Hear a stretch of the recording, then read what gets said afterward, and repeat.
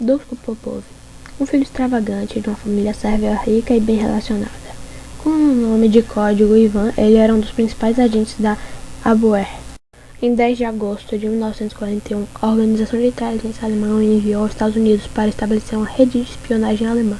O que a ABWER não sabia era que Popov, codinome Triciclo, era um agente duplo que trabalhava para a Organização XX do British Secret Intelligence Service, ou Serviço de Inteligência Secreto Britânico, e que todas as informações de Popov a ABWER haviam sido fornecidas pelo SIS. Popov carregava uma longa lista de alvos de inteligência sobre os quais os alemães desejavam receber informações, cerca de 3 páginas deles. Uma página inteira, no entanto, foi dedicada às perguntas detalhadas sobre as defesas americanas em e ao redor de Pearl Harbor. Esses pedidos detalhados de informação sugeriam fortemente os planos japoneses para um ataque às bases militares americanas em e ao redor de Pearl Harbor. O plano da SIS exigia que Popov entregasse ao FBI essa inteligência e o ajudasse a criar uma rede de espionagem hostil, entre aspas. Havia apenas um problema: o diretor do FBI, J. Edgar Hoover. Ao chegar à cidade de Nova York, Popov descobriu que, em vez de encontrar Hoover, imediatamente teria de esperar por uma consulta. Bem, se ele tivesse que esperar, como ele falou, ele faria em grande estilo com acampamento na Park Avenue de uma mulher bonita, rica e famosa após a luta. Para surpresa de Popov, essa atividade fez com que o FBI o ameaçasse de prisão e deportação. O eventual encontro de Popov com Hoover foi um desastre. Conforme descrito por Harvey Halfler em seu livro The Spies From Everywhere, o diretor de FBI começou gritando: "Você vem aqui do nada e dentro de 6 semanas instala-se uma cobertura no Parque Avenue, persegue estrelas de cinema, quebra uma lei séria e tenta corromper com meus oficiais. Estou dizendo agora que eu não vou tolerar." Atordoado, Popov respondeu: "Eu trouxe um sério aviso, indicando exatamente onde e quando, como e por quem seus países será atacado." Além de fornecer detalhes sobre o ataque a Pearl Harbor, ele tentou convencer Hoover do valor de um anel de espionagem inimigo sob o controle do FBI, mas o preconceito de Hoover contra Popov era evidente. O alerta do ataque a Pearl Harbor não foi encaminhado aos militares e a oferta do anel de espionagem foi rejeitada. Popov conseguiu alguma ajuda menor do FBI, que justificou suas viagens aos alemães, mas Popov compensou amargamente ao coronel Dick Hayes seu contato britânico na cidade de Nova York, que, graças ao preconceito e à miopia de Hoover, a missão foi um fracasso. Embora o estilo de vida playboy de Popov ofendesse Hoover, teve o efeito oposto no agente de inteligência naval Ian Fleming. Antes da missão, Popov, então sediado em Lisboa, recebeu $80 mil em dinheiro para despesas. Antes de partir, Popov decidiu relaxar em um cassino local.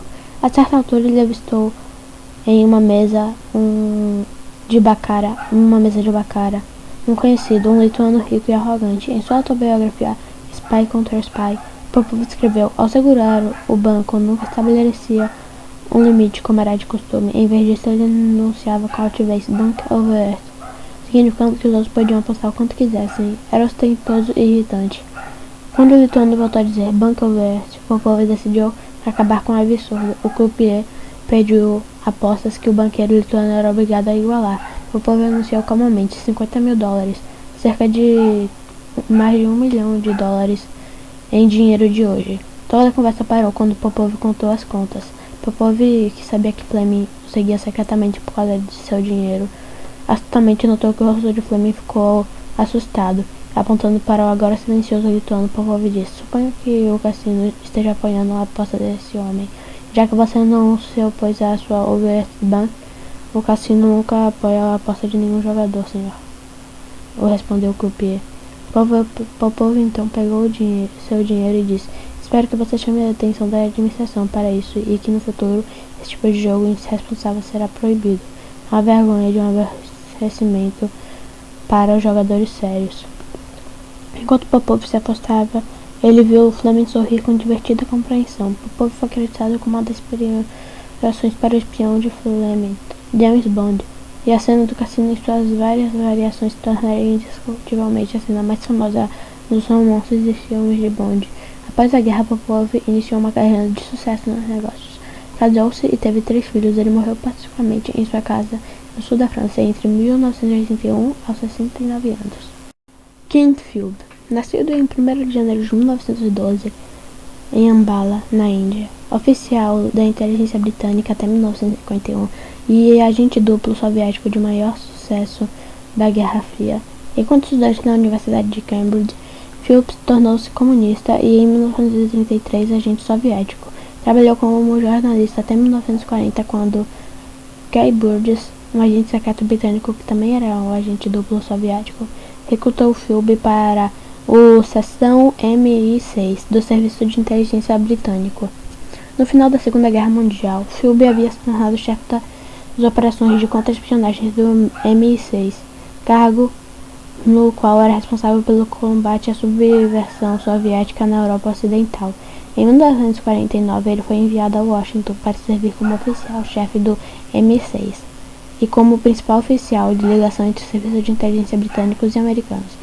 Enquanto ocupava este cargo altamente sensível, ele revelou à URSS um plano aliado de enviar bandos anticomunistas armados para a Albânia em 1950, garantindo assim sua derrota. Alertou 2 agentes duplos soviéticos no serviço diplomático britânico, Burgess e Donald McLean, que estavam sob suspeita. Os 2 homens consequentemente fugiram para a União Soviética em 1951 e transmitiu informações detalhadas sobre o MI6 e a Agência Central de Inteligência aos soviéticos.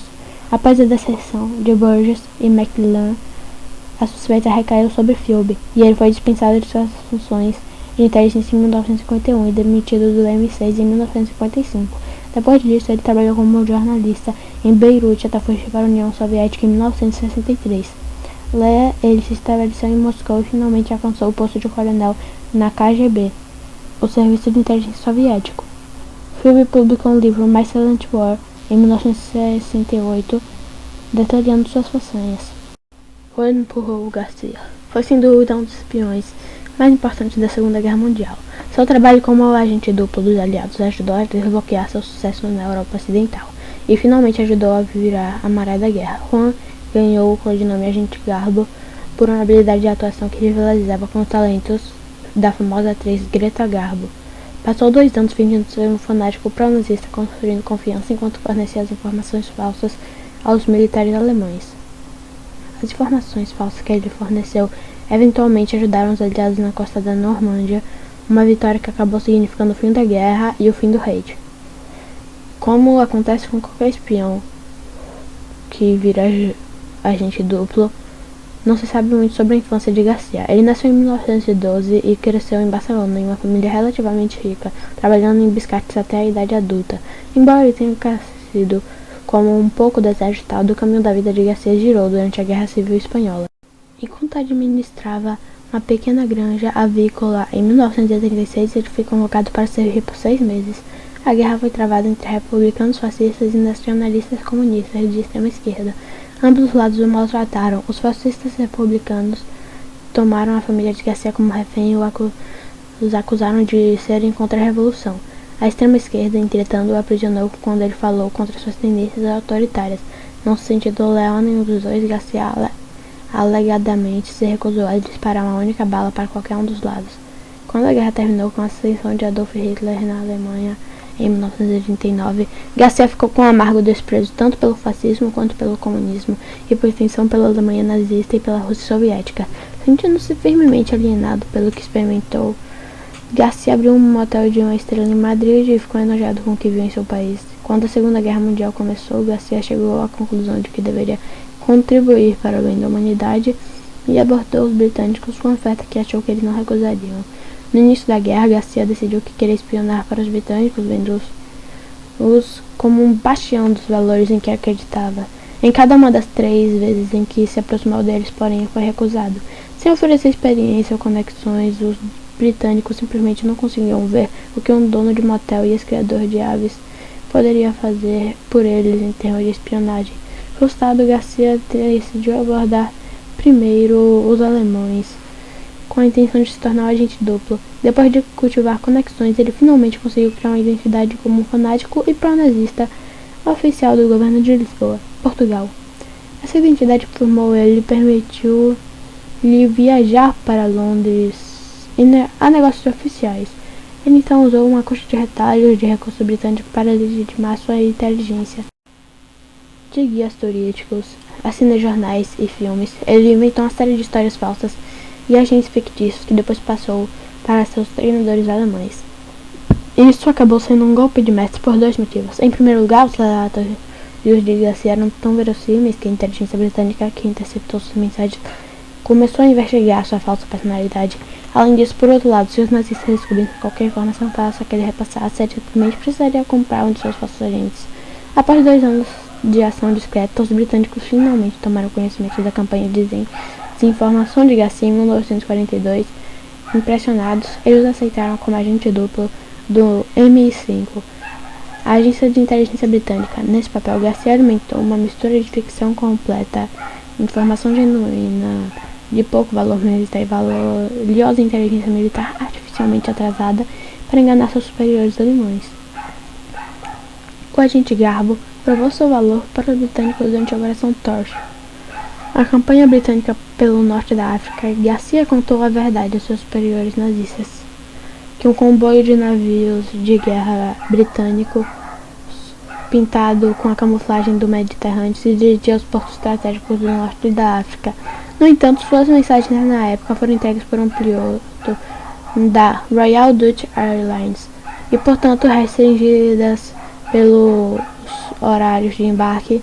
Ao cronometrar estrategicamente a entrega de informações, sua inteligência chegou tarde demais para ajudar a maioria alemã. No entanto, quando a mensagem chegou, seu conteúdo estava exatamente correto. Em resposta a seus manipuladores nazistas escreveram: "Lamentamos que eles tenham chegado tarde demais, mas seus últimos relatórios foram magníficos." Nesse interim, Garcia precisava ser constantemente criativo para manter seu labirinto de falsos agentes secretos. Em uma ocasião, quando ele falhou em relatar movimentos importantes e óbvios da frota do porto de Liverpool, ele alegou que o agente adoeceu de antemão. Para apoiar a história, ele até mesmo fingiu a morte do agente e colocou um obituário em um jornal local como capa. Esses movimentos delicados conquistaram a confiança do alto comando nazista, que então optou por iniciar a transmissão de rádio com ele, em vez de enviar mensagens de avião. Como tal, eles enviaram a ele suas cifras mais atualizadas, que Garcia prontamente entregou aos britânicos para ajudar em seus esforços de quebra de código. Com movimentos secretos como esse, Juan empurrou Garcia e havia estabelecido uma posição de espionagem de primeira linha em 1944. Naquela época, só trabalhantes questionavam pelos nazistas uma posição de confiança que lhes servia bem em seu maior feito. Um papel inegável no dia D.